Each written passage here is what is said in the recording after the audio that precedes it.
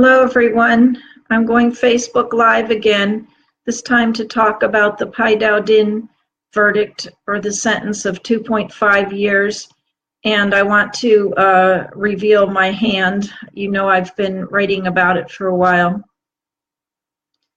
I know this is a bad time to go Facebook Live, but I'm just going to get some things off my chest. And then anyone can watch it whenever they want to. First of all, we totally support Daodin and his decision to confess to Lai's Majesty for sharing a sharing an article on Facebook. Lai's Majesty isn't a thing except in the mind of the royalty supremacists. The law needs to be abolished. In the meantime, any choice that Daodin makes to get out of this mess the quickest, we will back him 100%. My son Paris looks like Daodin and is the same age as Daodin. Actually, two of my sons look like Pi, but in my mind, Pi is like Paris because Paris went through a miniature version of what Pi went through.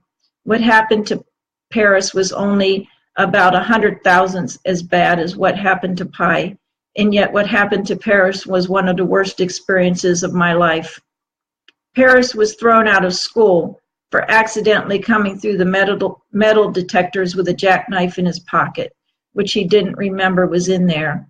He had used the screwdriver function the night before to put together his IKEA bed, and the next morning he pulled on the same pair of jeans as he was wearing the night before with a jackknife in his pocket. Thus he fell victim to a statewide, or I don't know, it might have been federal, zero tolerance policy for bringing weapons to school.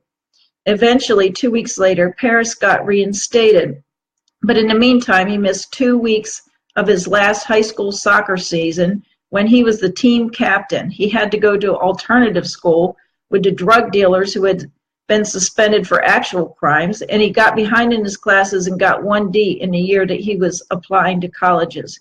We had to drop everything in our lives and go find lawyers and collect letters of support for Paris and educate ourselves about the situation.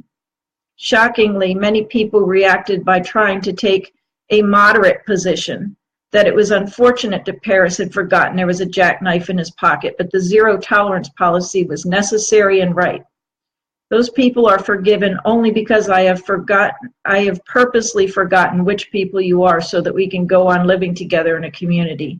The people who stood beside Paris at that time, Leslie Thyberg, Christopher Thyberg, I clearly remember what you did. Anyway, I collected a pile of letters of support for Paris, and among those letters, 3 independently made the point that not only was Paris not a violent person, but that he was a peacemaker. On the day he had his hearing, his friends at school wore homemade Free Paris t-shirts. That was the silver lining in that awful experience. I hope that Pi and his family similarly take some comfort in the outpouring of support for Pi and the recognition of his human rights work. When this case first hit the news, I knew I had to do something and sat down and began writing the article, Daodin is Thailand's Rosa Parks. I guess I know how to pick my battles or my heroes, however you want to look at it, because Pi inspired similar reactions from around the world and went on to win the 2017 Gwangju Human Rights Award. However, Rosa Parks only spent 1 night in jail, if any, I can't remember, for refusing to give up her seat on the bus to white people. And Pi has already spent 8 months in jail for sharing a news article. This Thai junta is apparently more shameless than the white supremacists who ran things in America's South 60 years ago. If it were not for the coincidence that Pi looks like my son Paris, I would have been distracted from the Free Pi cause by like 20 equally outrageous cases that have happened since, with equally worthy victims. However, by escalating this junta, by escalating the use of Lai's Majesty to attack political opponents, and we know Pi would never have been charged had he not opposed the junta, the regime may have overplayed their hand. By stretching the Lai's Majesty law this far so that it applies to people who share factual news articles people who joke about the king's dog, people who object to the lèse-majesté law itself, or people who hear statements or read posts containing lèse-majesté content. They have made it so that the lèse-majesté law means anything and everything, and so it means nothing. All of you listening to my Facebook Live post are guilty of lèse-majesté by this new expanded definition of lèse-majesté. They can get you anytime if you live in or go to Thailand.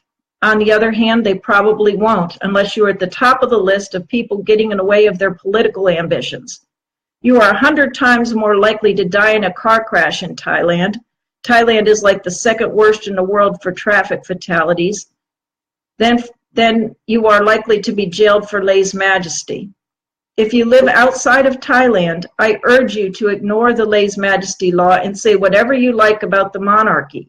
You can get 5 years for sharing a factual news article about the king. You can get 5 years for writing a factual news article about the king. And you can get 5 years for picking your nose, so do whatever you like.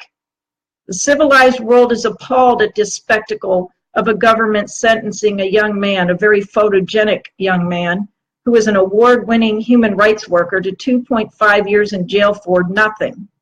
Believe me, his photogenic young face will be flying all over the internet for the rest of his 2.5-year sentence, or however long it takes to pardon him.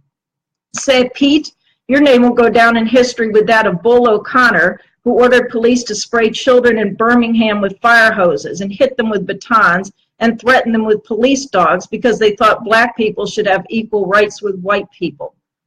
Thank you for listening.